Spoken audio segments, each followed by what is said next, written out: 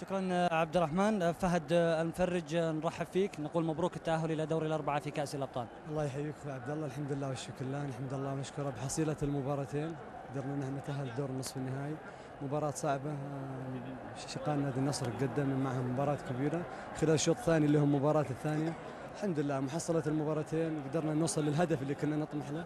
تتالي المباريات وضغط المباريات ما في شك أثر علينا، يعني ما في اعذار، ولكن الحمد لله احنا نقول الان امامنا فرصه ان شاء الله نرتب اوراقنا ان شاء الله.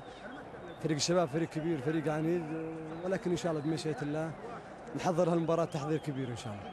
بصراحة فهد ابتعدت كثيرا وعدت، وحينما يعود فهد يعود بشكل لافت مميز، يعني حينما يكون اللاعب على قائمة البدلاء نقول تضعف الهمة. أنت ما شاء الله عليك يعني تعود وبشكل جيد وتثبت حضورك من مباراة إلى أخرى. اشكرك يا عبد الله، الحمد لله احمد الله سبحانه عز وجل. احنا في نادي الهلال تقريبا ما احنا معتمدين على 11 لاعب، المدرب معتمد على مجموعه والنادي معتمد على مجموعه كبيره، ما شك يعني عندنا مشاركات عديده. الحمد لله اللاعب لازم يكون مهيئ ومهيئ نفسه لاي ظرف ما.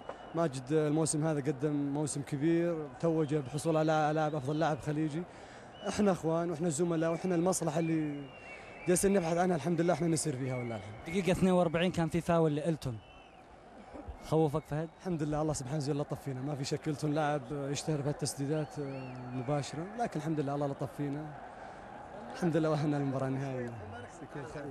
مبروك مبروك مبروك مبروك ان شاء الله تاخذونها ان شاء الله. معكم طويل العمر ما في شكرا فهد، شكرا. خلصت لا الله يحييك خلاص.